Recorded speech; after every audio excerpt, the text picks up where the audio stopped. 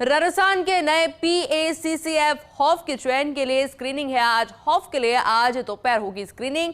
Committee की बैठक मुख्य सचिव सुधांश पंत, अतिरिक्त मुख्य सचिव अपर्णा अरोड़ा, केंद्र के प्रतिनिधि के तौर पर गुजरात के PCF HoFF UD Singh, Rajasthan के वर्तमान PCC हॉफ मुनीश गर्ग बैठक में शामिल होंगे। दोपहर 1 बजे प्रस्तावित है स्क्रीनिंग कमेटी की बैठक और स्क्रीनिंग के लिए 3 नामों का पैनल तैयार किया गया है।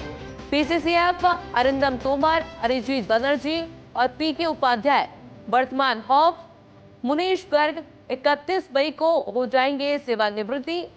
ज्ञान प्रशासनिक का कौशल होगा नए हॉफ के चयन का आधार। और ऐसे में आज बैठक होगी जिसके आधार पर चयन होगा। बड़ी जानकारी आपको दे रहे हैं, राजस्थान के नए PACCF हॉफ के चयन के लिए स्क्रीनिंग है आज।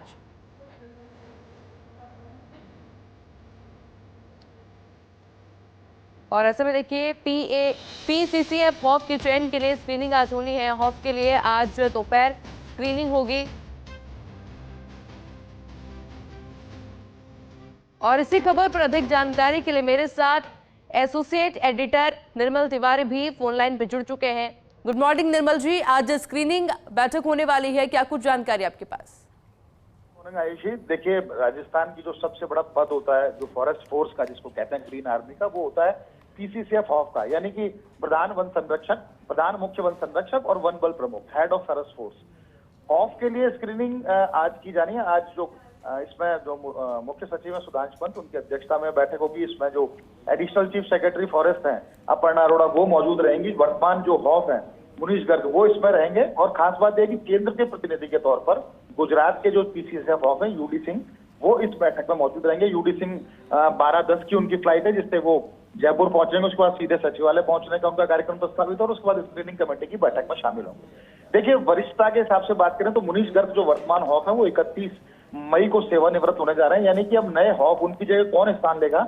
उसमें अगर वरिष्ठता की बात करें तो अरिंदम तोमर सबसे वरिष्ठ है, लेकिन चूंकि उनका रिटायरमेंट 2 महीने बाद होना है, यानी 31 जुलाई को वो भी रिटायर हो जाएंगे। तो ऐसे में सरकार की मंशा ये रहती है कि एक लॉन्ग टर्म के लिए किस तरह से पॉलिसी एक हॉफ अपनी नई पॉलिसीज लागू करे, उसको पूरा समय मिलना चाहिए। तो इस दिशा में अगर देखें तो अनुभव और अगर प्रशासनिक कौशल के आधार पर देखें तो दूसरे नंबर की वरिष्ठता पे है अरिजीत बनर्जी, जो अक्टूबर 2026 में रिटायर होंगे।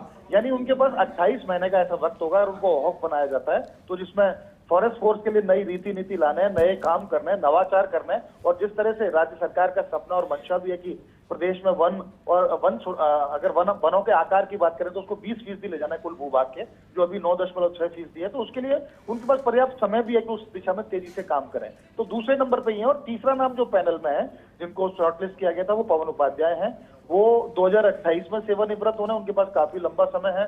पवन उपाध्याय वर्तमान में मुख्य वन्यजीव प्रतिपालक है और चूंकि काफी जूनियर है इन दोनों अधिकारियों से, तो ऐसे में उनके नाम की संभावना तो कम नजर आती है। लेकिन तमाम जो फैसला है वो स्क्रीनिंग कमेटी में होगा। स्क्रीनिंग कमेटी एक नाम फाइनल करेगी और उस नाम को मुख्यमंत्री के पास भेजा जाता है। मुख्यमंत्री उसके बाद अपनी अनुमति देते हैं और फिर कार्मिक विभाग से ये आदेश जारी होना है। क्योंकि 31 मई तक का अभी समय है वर्तमान हॉफ के पास, तो आज स्क्रीनिंग के बाद लिफाफे को बंद रख लिया जाएगा जिस नाम का चयन किया जाएगा, और 31 मई को इनके सेवानिवृत्त होने के बाद फिर नई नियुक्ति के आदेश जारी होंगे। तो कहा जा सकता है कि जो सबसे प्रबल संभावना जिसकी है वो है अरिजीत बनर्जी, जो 2026 में सेवानिवृत्त होना है। व्यापक अनुभव उनके पास है, प्रशासनिक कौशल उनका किसी से छुपा हुआ नहीं। और जिस तरह से वन और वन्यजीव को लेकर उनकी जो जानकारी और लगातार जिस तरह से अभी जो अगर हम जायका की बात करें या FDA फ्रांस की जो संस्था है, जो कंपनी है, उसके साथ एजेंसी है फ्रांस की, उसके साथ जो एक बड़े प्रोजेक्ट जो आए बायोडाइवर्सिटी को लेकर, उसमें भी अरिजीत बनर्जी काफी अच्छा काम कर रहे हैं। तो कहा जा सकता है कि उनके नाम की प्रबल संभावना है। और अगर वरिष्ठता का सम्मान किया गया तो 2 महीने के लिए अरिंदम तोमर भी PCCF हॉफ बन सकते हैं। बहरहाल आज स्क्रीनिंग कमेटी की बैठक है, उसके बाद नाम शॉर्टलिस्ट होगा और फिर इसको लिफाफा बंद करके उसकी घोषणा बाद में की जाएगी। बिल्कुल निर्मल जी, बहुत बहुत शुक्रिया आपका तमाम जानकारी।